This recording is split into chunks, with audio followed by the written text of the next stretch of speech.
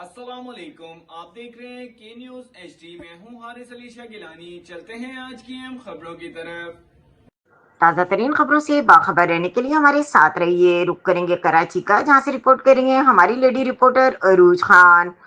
کورنگی میں یوم تشکر ریلی کا انعقاد کیا گیا۔ پاکستان اور پاک فوج کے حق میں فلک شگاف نعرے لگائے گئے۔ عالم مجلس امن بین المذاہب ہم آہنگی کورنگی کے زیر اہتمام یوم تشکر کے عنوان سے ایک شاندار ریلی کا انعقاد کیا گیا۔ ریلی کورنگی پریس کلب سے شروع ہو کر ڈپٹی کمشنر آفس کورنگی پر اختتام پذیر ہوئی، جس میں تمام مکاتب فکر اور مذاہب سے تعلق رکھنے والے افراد نے بھرپور شرکت کی۔ ریلی کی قیادت عالمی مجلس امن بین المذاہب ہم آہنگی کے مرکزی چیئرمین جناب اعجاز علی نے کی۔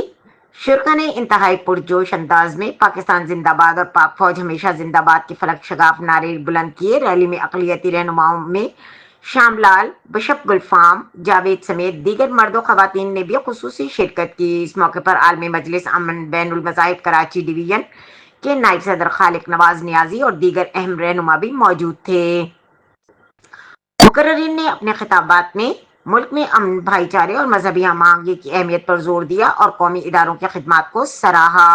انہوں نے کہا کہ یوم تشکر ریلی کا مقصد عوام میں شکر گزاری کے جذبے کو اجاگر کرنا اور مختلف مذاہب کے مابین ہم آہنگی کو فروغ دینا ہے۔